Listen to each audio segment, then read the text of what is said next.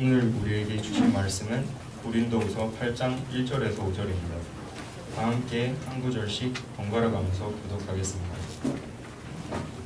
형제들아, 하나님께서 마게도냐 교회들에게 주신 은혜를 우리가 너희에게 알리노니 하나님의 많은 시험 가운데서 그들의 넘치는 기쁨과 기쁨한 하나님 그들의 풍성한 혀를 넘치도록 하게 하였느니라.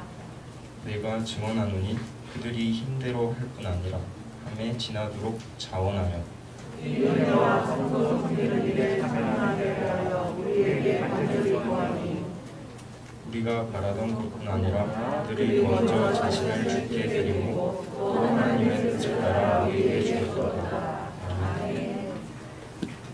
김정준 목사님께서 드리는 기쁨이 진정한 기쁨이다 라는 제목으로 말씀 선포하실 때 큰 은혜 받으시길 바랍니다.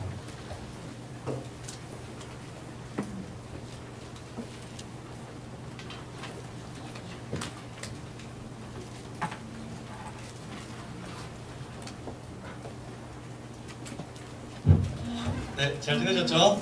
네, 오늘도 예배 자리를 지키고 계시는 중등부, 고등부 친구 여러분 그리고 교사 선생님들을 사랑하고 축복합니다. 네, 일주일 동안 잘 지내신 것 같아요. 옆에 분들과 인사할까요? 네, 잘 지냈어요. 네, 옆에 분, 나 말고 옆에 분.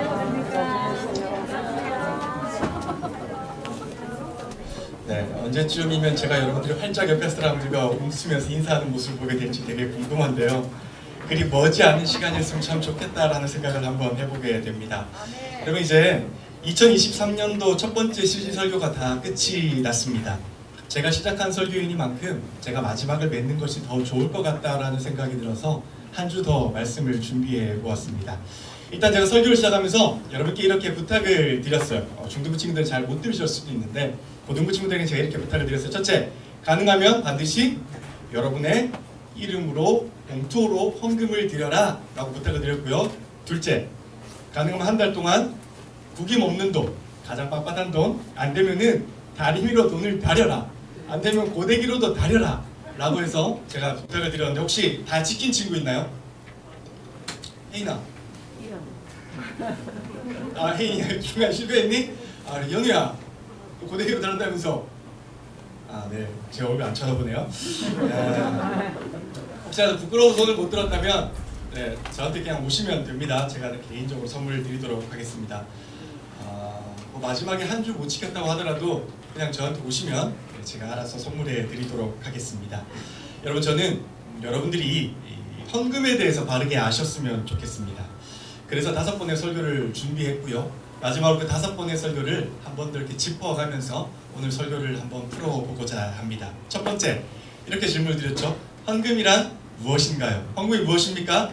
나를 위해서 하늘에 쌓는 것이고요. 내 인생의 주인이 누구인지를 명확하게 보여주는 것이 바로 오늘 여러분들이 들은 헌금의 의미입니다.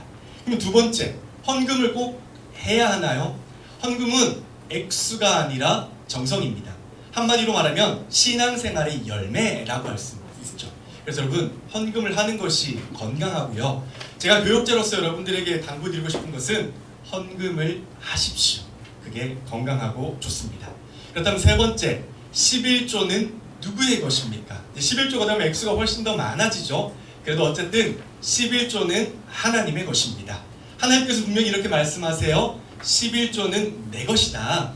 10%를 보면서 이 모든 것이 사실 나의 것임을 기억하라고 분명히 하나님께서는 말씀해 주고 계십니다. 네 번째, 온전한 11조라는 것은 무엇일까요? 첫 번째로는 하나님과의 올바른 관계 속에서 드리는 11조가 온전한 것이고요. 거기에 11조를 바르게 구별하는 자세가 필요합니다. 그리고 마지막으로 돈이 전부가 아닙니다, 여러분. 인생에서도 역시 시간의 11조를 함께 드리는 것이 우리가 하나님께 온전한 11조를 드리는 것입니다. 여러분, 헌금이요, 참 단순한 것처럼 보여도요, 사실은 신앙의 많은 의미와 고백을 담고 있는 것이에요. 저는 부디 여러분들이 신앙생활을 하면서요, 그리고 신앙이 점점 자라가고 쌓여가면서 이 의미를 바르게 아셨으면 좋겠습니다. 오늘 본문에는 이 의미를 진짜로 잘 알았던 한 교회가 등장합니다. 바로 마게도니아 교회이죠. 마게도니 교회가 이 모든 헌금의 비밀을 잘 알고 있었다. 그것을 어떻게 보면 알 수 있나요? 라고 물으면 저는 그들의 행동을 보면 알 수 있다고 생각합니다. 여러분 우리 2절을 화면을 보면서 같이 읽을까요? 세 번역이니까 화면을 보여줍시다. 시작. 그들은 큰 환난의 시련을 겪으면서도 기쁨이 넘치고 극심한 가난에 쪼들리면서도 넉넉한 마음으로 남에게 베풀었습니다 라고 말을 해요. 여러분 방금 읽은 성경에 보니까 이들이 정말 어려웠는데도 기뻤대요. 심지어 이렇게까지 말을 해요. 이들이 어떻게까지 행동했냐면 우리 3절과 4절도 한번 같이 읽어볼까요? 같이 읽읍시다. 시작. 내가 증언합니다. 그들은 힘이 닿는 대로 구제하였을 뿐만 아니라 오히려 힘에 지나치도록 자원하였습니다. 그들은 성도들을 구제하는 특권에 동참하게 해달라고 우리에게 간절히 청하였습니다 라고 말해요. 그러니까 이 말은 바울이 고백한 말이거든요. 바울이 보니까 바울이 신앙생활 하면서 마케도니아 사람들을 보니까 이들이 힘들었어요. 하나님을 믿는다고 핍박을 받았고요. 헌금적으로 재정적으로도 되게 어려움이 많았어요. 그럼에도 불구하고 다른 교회가 힘들다라는 소문이 들리니까 오히려 그 교회를 돕고 싶다라고 말을 했어요. 심지어 어느 정도까지 그걸 중요하게 생각했냐면 다른 교회를 돕는 일, 가난한 교회를 돕는 일을 뭐라고 생각했어요? 특권이라고 생각했어요. 특권이라고 생각할 정도로 대단히 중요하게 생각했다라는 거예요. 여러분 사실 이 모습은 일반적이지는 않는 것 같아요. 왜냐하면 우리는 이렇게 말을 하잖아요. 하나님, 제가 지금 돈이 없어요. 그래서 저 가난한 사람들을 못 도와주겠어요. 다음에 만나면 도와주도록 할게요. 하나님, 제가 지금 헌금이 없어요. 그러니까 다음에 제가 더 많이 벌면 하나님께 그리고 가난한 사람들 위해서 쓰도록 할게요 라고 말을 할 거예요. 그런데 오늘 마게도니아 교회는 그러지 않았습니다. 그 자리에서 즉시 우리도 그 사람들 돕고 싶어요. 우리도 그 사람들을 돕는 일에 동참하게 해주세요. 그것이 우리의 특권이에요 라고 말할 정도로 기뻐했다 라고 오늘 성경 본문은 우리에게 말하고 있습니다. 여러분 그 교회 사람들은 특별했던 사람일까요? 그 교회 사람들은 뭔가 대단한 사람들이어서 그렇게 행동을 했을까요? 저는 개인적으로 그렇다라고 생각하지는 않습니다. 그들도 역시 똑같이 우리와 똑같은 사람이었고요. 똑같은 신앙생활을 하고 있었던 사람들이었어요. 그들도 부족했던 사람들이었어요. 그럼에도 그들은 이것 하나만은 명확하게 알고 있었다라고 생각합니다. 뭐냐? 하나님께 드리는 기쁨이 진정한 기쁨이다 라는 이 사실을 명확하게 알고 있었다라고 생각해요. 그래서 마게도니아 교인들에게는 그들의 삶의 주인은요, 돈도 아니었어요. 환경도 아니었어요. 건강도 아니었어요. 오직 예수님만 그들의 주인이셨어요. 그래서 그들은 자기들도 어렵지만 다른 예수님을 믿는 친구들이 그런 교회들이 힘들다라고 하자 발벗고 자원해서 그들에게 도와줄 수 있었고 심지어 기쁨으로까지 그들을 도와줄 수 있었다라고 생각을 합니다. 여러분 사실 제가 오늘 이 본문을 얼마나 많이 읽었겠습니까? 그런데 이 본문을 읽을 때마다 저는 이런 생각을 하게 됩니다. 물질에 대한 정확한 이해가 있는 사람은 헌금도 기쁨으로 드릴 수 있구나. 가난하다고 해서 헌금을 못하는 것이 아니구나. 진짜로 무엇이 중요한지 알고 있는 사람은 가난해도 기쁨으로 헌금을 할 수 있는 것이구나. 내 삶의 주인이 진짜로 하나님이라고 하는 사람들은 내가 가진 것을 심지어 모두 다 드린다고 할지라도 웃으면서 행복으로 기쁨으로 드릴 수 있는 사람들이구나 라는 생각을 해보게 됩니다.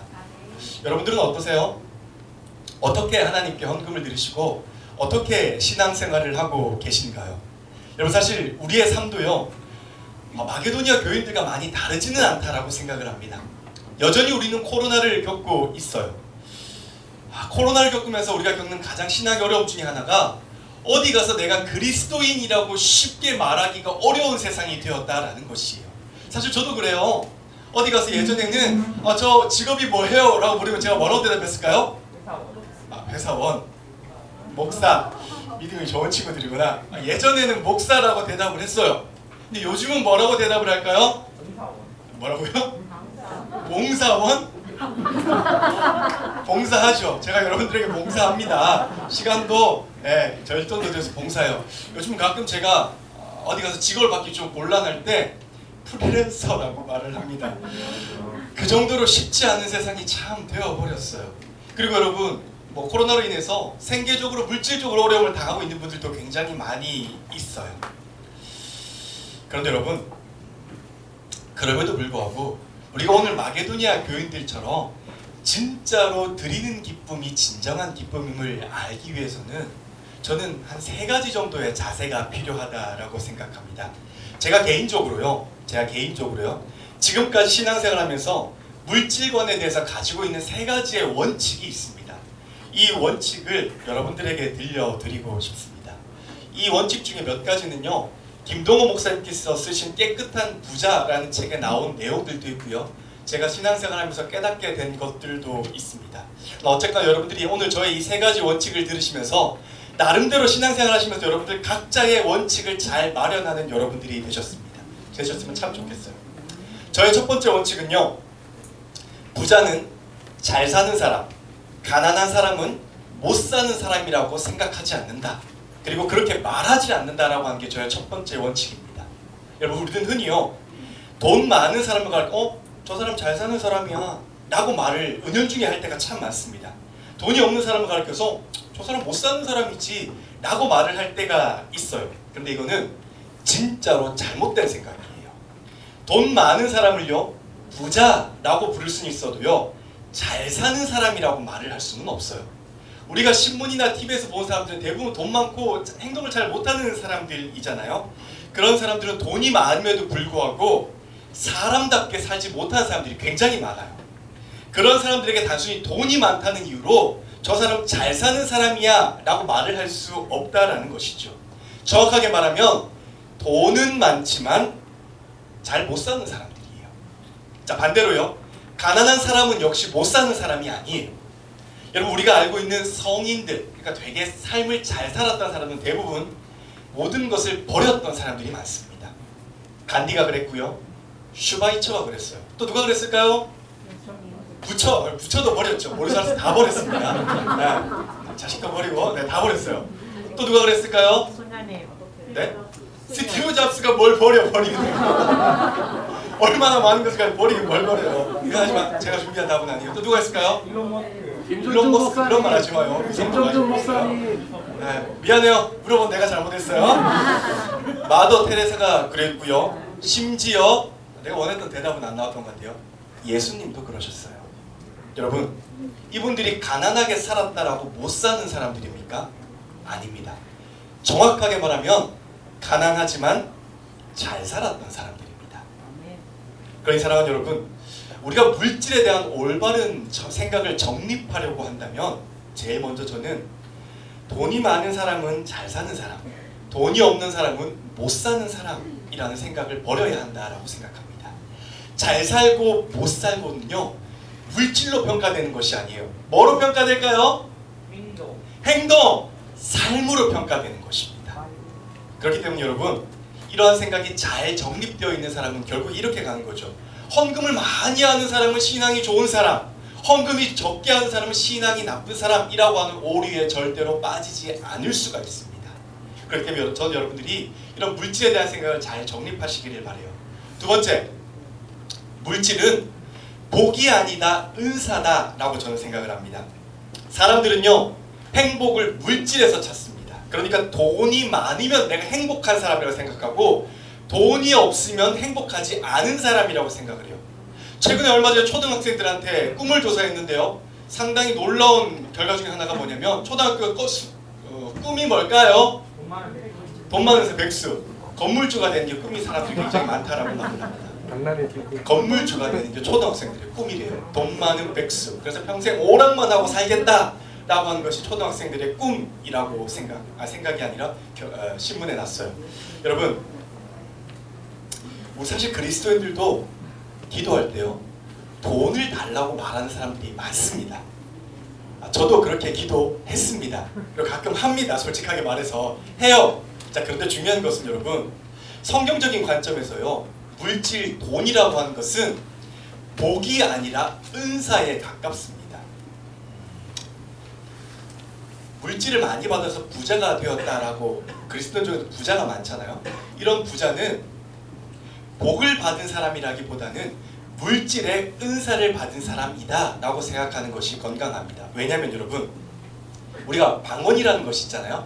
방언이 은사입니까? 복입니까? 은사입니다. 방언은요, 못해도 천국 가는 것과 0.00001%도 하등의 상관이 없어요. 그저 하나님께서 베풀어 주신 하나의 은사입니다. 그렇기 때문에 받을 수도 있고 못 받을 수도 있습니다. 물질도 똑같습니다. 여러분, 내가 부자가 아니라고 해서 하나님께 복을 받지 못한 사람입니까? 아닙니다. 절대로 그렇지 않습니다. 이미 저 여러분은 하나님의 놀라운 큰 복을 받았습니다. 무슨 복을 받았습니까? 구원이라고 하는 복을 받았죠. 하나님께서 여러분을 위해서 십자가에 못 박히셔서 여러분에게 구원이라고 하는 큰 선물을 주셨기 때문에 여러분, 이미 우리는 물질과는 상관없는 큰 복을 받은 사람들입니다. 그래서 여러분, 물질이 복이라는 생각이 굉장히 위험한 생각인데, 이런 생각들을 여러분들이 버리셨으면 좋겠다라고 하는 것이 저의 두 번째 생각입니다. 마지막, 인생에서 물질에 대한 우선 원칙을 세우자라고 했던 게 저의 세 번째 원칙이었어요. 이 원칙 중에는 대오전제라는 것이 늘 있는 거잖아요. 제가 고등학교 때 세웠는데 첫 번째 대전제, 첫 번째 원칙이 저한테 뭐였냐면, 처음 것은 무조건 100% 하나님께 드린다라고 하는 것을 제가 세웠던 원칙이었습니다. 그리고 고등학교 3학년 때 주유소에서 아르바이트를 했어요. 여러분, 아르바이트 하지 말고 공부해요, 알겠죠? 처음에서 아르바이트를 해서 받은 돈이 얼마였을까요? 시급 1,000원. 그런데 그렇게 야박한 세상 아니에요. 60만 원을 받았어요. 야간 아르바이트에서 자면서 했기 때문에 많이 받았어요. 예, 저의 땀과 됐어요. 피와 땀이 흘린 돈이었어요. 정말로 큰 돈이었어요. 그때 월급을 낮에 받았는데 제가 낮에 받자마자 바로 누구를 불렀을까요? 엄마를 불렀어요. 그리고 그 돈을 바로 드렸어요.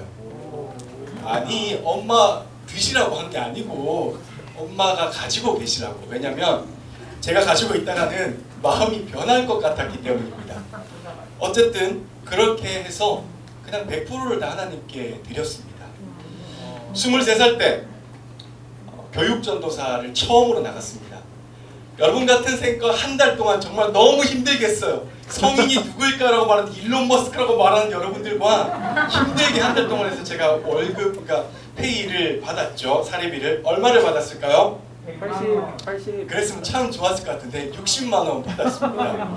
그 사례비 역시 정말로 힘든 돈이었어요. 그런데 그 사례비 역시 하나님께 다 드렸어요. 이거 아니에요? 네, 다 드렸어요. 그리고 그럼 목사가 되었잖아요. 목사가 되어서 역시 첫 사례비를 받았습니다. 목사가 되고 나니까 사례비가 점점 더 많아지더라고요. 굉장히 큰 돈이었어요. 제가 드렸을까요? 안 드렸을까요? 드렸습니다. 아까 사진 봤잖아요. 드렸어요. 여기 보시면 제가 딱 드렸잖아요. 목사가 되어서 받은 첫 열매를 모두 하나님께 드립니다. 겸손하고 사랑이 많은. 근데 잘 안 돼요. 겸손하지도 않고 사랑도 많지 않아요. 어쨌든 목사가 되게 해 주소서라고 해서 제가 첫 번째 목사가 돼서 받은 모든 헌금을 하나님께 드렸습니다. 사실 드리는 손이 떨리지 않았다라고 하면 거짓말이에요, 여러분. 이거 드리고 나면 한 달 동안 라면 먹어야 될 게 뻔했기 때문에 되게 고민을 많이 했는데, 그럼에도 불구하고 내 인생의 주인이 내가 아니라고 생각했기 때문에 그냥 하나님께 다 드렸습니다. 헌금하는 기쁨, 드리는 기쁨을 놓치고 싶지 않았기 때문이에요. 놓치면 평생 후회할 것 같았기 때문입니다. 이제 다 드린 것 같습니다. 사회에서 받은 첫 열매 60만 원 드렸고요. 교육전도사 때 받은 첫 열매 드렸고요. 목사가 되어서 받은 첫 열매 하나님께 다 드렸습니다. 뭐 남았을까요? 네. 뭐 남았을까요? 남았다고 한 친구. 축의금. 결혼. 축의금. 지금이야. 지금 받은 게 없는데요. 에? 뭐라고? 말 잘해라. 내가 100% 내야 되는 수가 있어. 내가 잊어버렸을까봐요. 네? 세금 내고 있습니다, 여러분. 세금은 매달 잘 내고 있습니다. 담임 목사가 되면 내야 될까요, 안 내야 될까요? 내야 돼요. 내야 되는 건가요? 네. 제가 아직까지 그럼 말 잘하시기 바랍니다. 네? 전부 다 드려야 되는구나. 담임 목사 되게 겁나집니다. 여러분, 우리가 살면서요 가장 중요한 것이 저는 이것이라고 생각해요. 내 인생의 주인이 누구일까? 나는 내 인생의 주인을 누구로 모시고 살까? 많은 사람들이요 돈을 내 인생의 주인처럼 모시고 삽니다. 그런데 여러분, 돈은 절대로 우리를 잘 살게 할 수 없어요. 돈은 절대로 우리를 축복할 수 없습니다. 돈은 절대로 우리를 구원으로 인도할 수 없어요. 오직 구원으로 인도하실 수 있는 분은 하나님 한 분밖에 안 계십니다. 그럼 여러분, 저는 부디 저와 여러분 우리 모두가 살아가는 동안에 이것을 명확하게 잘 구분하는 공동체가 되었으면 좋겠습니다. 이것을 명확하게 구분해야만 드리는 기쁨이 진정한 기쁨을 깨달을 수가 있습니다. 부디 하나님 한 분만이 인생의 주인으로 모시고 사는 저와 여러분들이 되시기를 주님의 이름으로 간절히 축복합니다. 찬양 나올까요? 여러분, 사람들도요 선물을 받는 것보다 주는 게 훨씬 더 기쁘다라고 말을 합니다. 우리는 이미 하나님께 참 많이 받은 사람들이거든요. 그렇다고 한다면 우리가 하나님께 어떤 것을 드리면 하나님이 참 기뻐하실까? 어떤 것을 하나님께 올려드리면 하나님이 정말로 행복해 하실까라고 하는 것들이 저와 여러분의 삶 가운데 매일 고민이 되는 시간이 되었으면 좋겠습니다. 진짜로 내 인생의 주인이 내가 아니라, 돈이 아니라, 직장이 아니라, 학교가 아니라, 자녀가 아니라 하나님 한 분인 인생을 사는 저와 여러분들이 되셨으면 좋겠습니다. 그런 마음을 담아서 우리 함께 고백할까요? 내가 주인 삼은 함께 찬양 드립시다.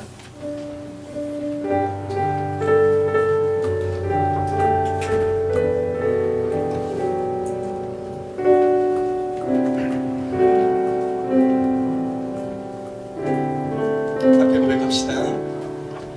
내가 주인 삼은 모든 건 내려놓고 내 주 대신 주 앞에 나가 내가 사랑했던 모든 건 내려놓고 주님만 사랑해. 다시 한번 고백할까요? 내가 주인 삼은 모든 건 내려놓고 내 주 대신 주 앞에 나가 내가 사랑했던 모든 건 내려놓고 주님만 사랑해.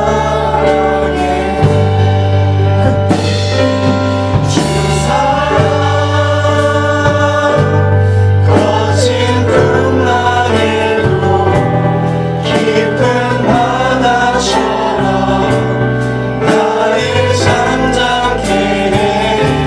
주 사랑 내 영혼의 반석 그 사랑 위에 서 다시 한번 고백할까요? 주 사랑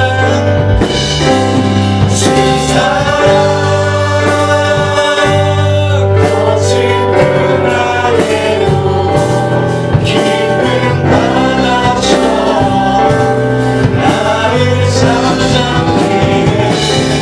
주 사랑 내 영혼의 반석 주 사랑 위에서 마지막으로 한번 더 고백합시다. 주 사랑 거친 풍랑에도 주 사랑 거친 풍랑에도 깊은 바다처럼 나를 잠잠케 해. 주 사랑 내 영혼의 반석 그 사랑 위에서 여러분 이 시간 한번 잘 생각해 보셨으면 좋겠어요. 여러분 인생에서 진짜로 주인이 누구입니까? 공부 혹시 아닌가요? 가고 싶은 대학이 여러분의 인생의 주인인지, 아니면 물질이 여러분의 인생의 주인인지, 혹은 자녀가 여러분의 인생의 주인인지, 꿈과 비전이 여러분의 인생의 주인인지 한번 잘 생각해보는 시간이 되셨으면 좋겠어요. 그 어떤 것도 하나님 외에 우리 인생의 주인 자리에 있으면 우리가 결코 행복하지 않습니다. 이 시간 고백할 때 하나님 외에 인생의 주인의 자리에 다른 것들을 올려놓았다면 내려놓게 넣어주시고, 온전히 하나님 한 분만 우리 인생의 주인이 되어서 하나님 모든 것이 드려도 기쁨으로 드리며, 모든 생활할 때도 기쁨으로 하며, 그렇게 하나님의 기쁨으로 주인으로 모시고 삶을 사는 우리가 될 수 있도록 도와주세요. 내가 될 수 있게 해주세요라고 시간 주여 한번 부르시고 부르기 기도하도록 합시다. 주여.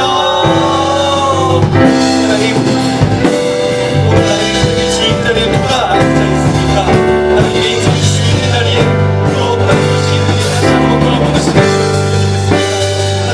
하나님의 모든 것들이 우리 인생의 주인이 되지 않도록 도와주시고, 온전히 하나님의 높임으로 경배하고 우리가 될 수 있도록 도와주시고, 하나님은 우리 인생의 주인이 되는 삶을 살 수 있도록 도와주시옵소서. 세상은 우리의 주인이 나라고 너라고 그랬지만 아닙니다. 하나님, 우리 인생의 주인은 하나님이십니다. 하나님, 우리가 이거 찾아내도록 도와주시고, 흔들리지 않도록 도와주시고, 하나님이 인생의 주인을 모시고 하나님을 사랑하면서 오늘 어려운 많은 사람들이 보고 살아갈 수 있도록 하나님 도와주시고 함께해주시고, 모든 걸 주님께 의지하고 의지합니다.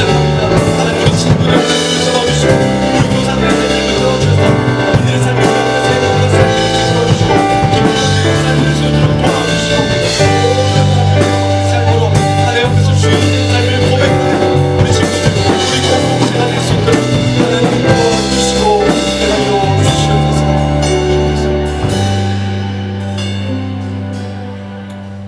사랑의 하나님, 오늘 우리 중고등부 공동체가 살아가는 동안에 우리 인생의 주인이 하나님이심을 고백하며 살아가는 삶을 살아가게 하옵소서. 우리 인생의 주인 자리에 그 어떠한 것도 올려놓지 않고 오직 하나님 한 분만을 생각하며 하나님 한 분만을 모시고 살아가는 우리 공동체가 될 수 있도록 도와주시옵소서. 그래 흔들리지 않고 하나님을 바라보게 하시며, 흔들리지 않고 하나님을 향해 달려가게 하시며, 언제 어느 곳에 있든지라도 하나님의 자녀로서 성숙한 삶, 행복한 삶, 기쁜 삶, 풍족한 삶을 누릴 수 있도록 하나님께서 함께하여 주시옵소서.